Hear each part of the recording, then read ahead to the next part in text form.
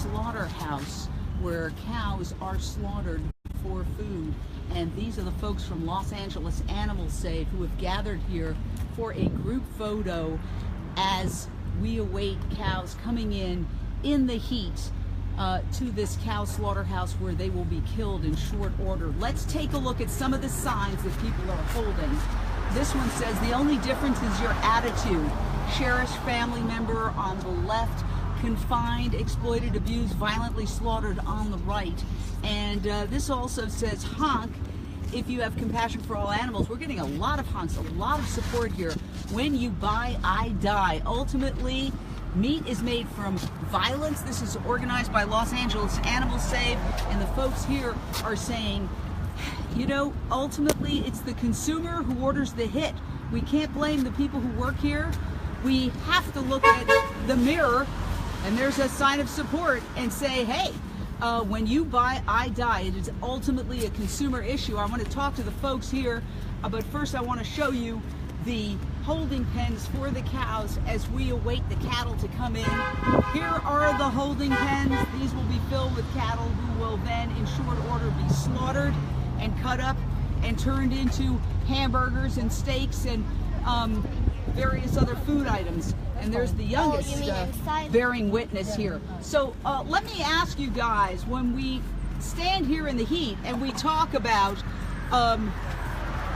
why we shouldn't eat animals, let me ask you, and you're one of the organizers, Nikki, what about the whole issue of climate change?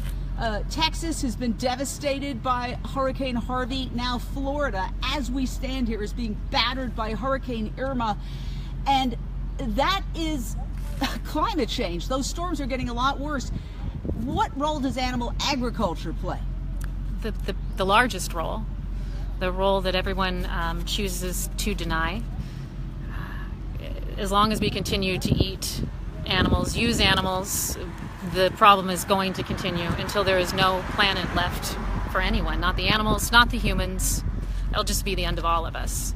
Yeah, and you know, some of the statistics that we cite are that meat production is responsible for 51% or more of all greenhouse gases.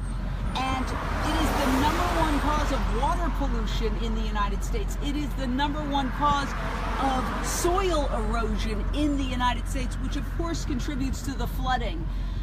Basically, there is a direct link between animal agriculture and the unprecedented hurricanes and flooding we're seeing in the southern part of the United States. Absolutely. Direct. They're married to each other. Yes. And yet, nobody's talking about it. No. People are denying it and becoming more defensive about it. So what do you think we can do? We keep doing what we're doing. We come out here, we stand up for all beings. We show everyone compassion and love. Even in the face of anger, you show love. You can't teach compassion without compassion. So last question, what would you say to those whose homes have been destroyed by Hurricane Harvey, Hurricane Irma, and some of the other problems of natural disasters, and yet they continue to not believe in climate change, and virtually all of them refuse to recognize the connection between their diet, their eating of meat, and what's happening to everything they own? I would first say that my heart is broken for all of them because they've lost everything, but pull your head out of the sand. Wake up. Thank you. Well said. So I want to talk to some of the other folks here. What do you have to say about the connection between animal agriculture, and we're here at a cow slaughterhouse where these cows are going to be slaughtered as they arrive, and climate change, which is right now devastating Texas and Florida? I would say that a lot of the contribution that we partake has to do with environmental havoc, and with that, I feel like what we do is pretty much the cause of how the earth is partaking on us, pretty much kind of shaking us as a bad disease. So we need to make a better decision to make better habits, make better choices, not only for our health, but for the environment and these animals that do not need to be placed in these horrific places. Yeah, and take a look at that little face. Why is that little face any less valuable than this little face. We love our pets. There's been so much focus on pets during Hurricane Harvey and Hurricane Irma. People actually waking up to the fact that people don't want to leave their pets behind, and I applaud that. But yet, very little consideration of the impact of killing these animals on all these storms.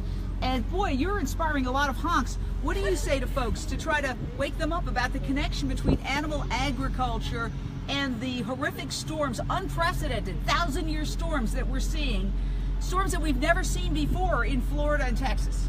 Well, people need to understand that the warmer the planet is, the warmer the oceans get, the more frequent and the more powerful natural disasters like Hurricane Harvey and Hurricane Irma happen. And it's pretty much, it's a fact. So anybody who denies that animal agriculture has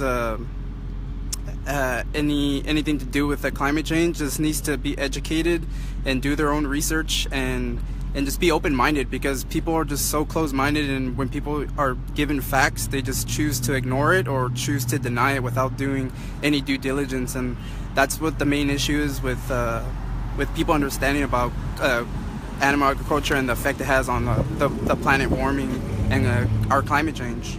Thank you so much. And what would you say to folks? I mean, our heart goes out to them. Oh, absolutely. I'm talking right now to a friend in Fort Myers, Florida, which is right near ground zero of where this hurricane is hitting land. Right. And, you know, she's terrified, and luckily she's a vegetarian, but there's so many of her neighbors and friends who are certainly not. What would you say to these people who don't realize that they are contributing to the very thing that is now destroying everything that they've ever owned? Right. So what I would tell everyone out there that isn't vegan or vegetarian, you can start with some very important documentaries. One of them is Cowspiracy. Right. You cannot deny the facts. These people go before all the environmental organizations of the United States, and you can clearly see the facts. You can Google what the United Nations has said about animal agriculture. In fact, the whole world needs to go vegan to save all life, human life, animal life, and the planet. Even Bill Gates has created like vegan food. So these people, the movers and the shakers of the world, like Rosa Parks, Einstein, Cesar Chavez, they were vegan. Gandhi, all of them, these people were... Scott King. Oh yes, so many of them. Yeah. And yet they don't talk about that. I just watched a whole biography done on a major network of Einstein. They never mentioned the fact that he was a vegetarian, and they actually had the actor eating meat during the show. So talk about rewriting history. So when you buy I Die, ultimately what that means is, yes, the animal obviously has to die, and these animals are sentient beings, highly intelligent. Right. And ultimately, it's karma that comes back to us. What we put out into the universe by torturing and mutilating these animals and eating their flesh, I mean, we wouldn't eat our animals, our pets. I just had a cat die. I was with her the last moments of her life, and it's so heartbreaking. And when you put it together, I couldn't imagine eating my pet. And the animals that are slaughtered they're mutilated, and there's no sugarcoating the fact. These animals suffer, and all that energy comes back to us. Of course, when we they're choose. Terrified. Yeah. They're absolutely terrified. So getting back to this whole point of when you buy I Die, and what's happening right now across huge parts of the United States of America, where people are losing everything they own. Right. Sometimes their lives. By the way, thousands of cattle died in Texas that were left to drown because of the flooding in Texas. And yet, when you tell people the reason that this happens is because of climate change, and the #1 cause of climate change is animal agriculture. And I'll cite some statistics here. More than 90% of the Amazon rainforest has been cleared since 1970 for meat production. Now, you know, people say, well, wait a second, that's for soy and grain. But you know what?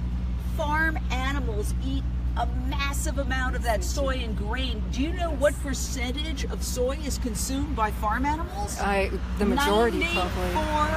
of soy that's produced is consumed by farm animals. So 260 million acres of U.S. forests have been cleared to raise cropland, to produce feed, and animals for food. The list goes on and on. We could cite the statistics all day, but the fact is, go ahead. Some people will say, well, what about human rights? So if you really care about humans, you should go vegan. We can put an end to the starvation of all children and people across the globe by going vegan, because the grain that's produced to feed the animals would feed the humans that inhabit this planet.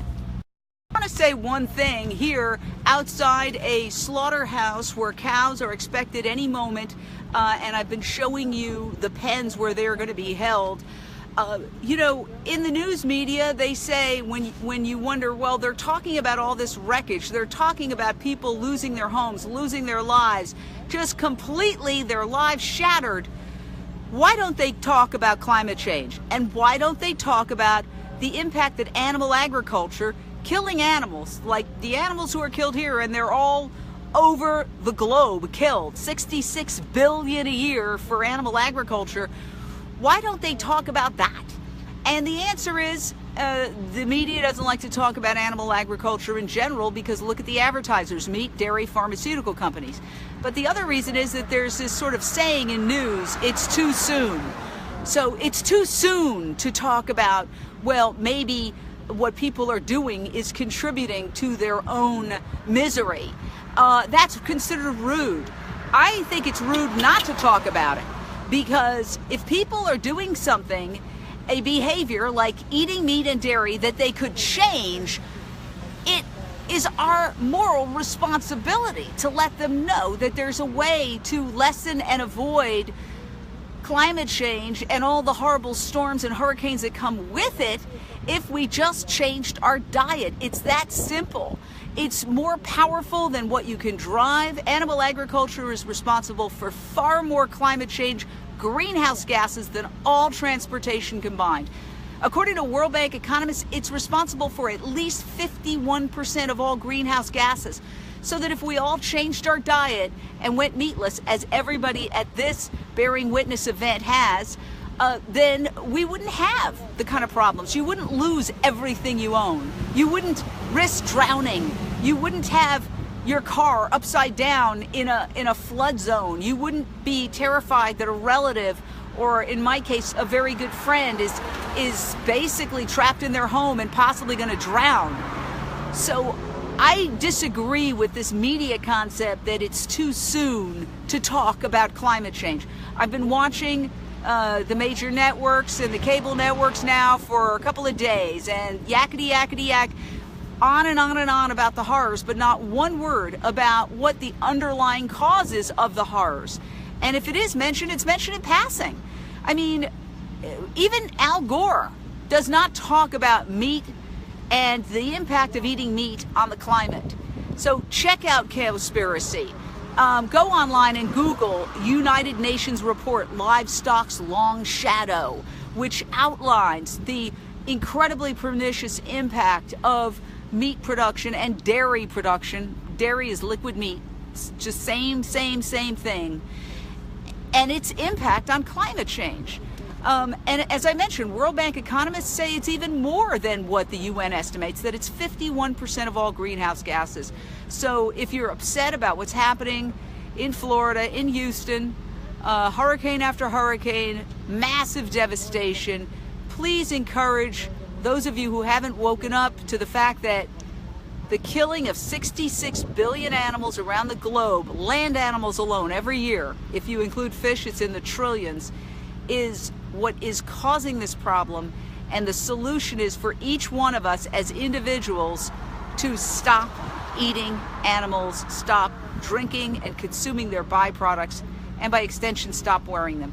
Nobody at this event eats animals.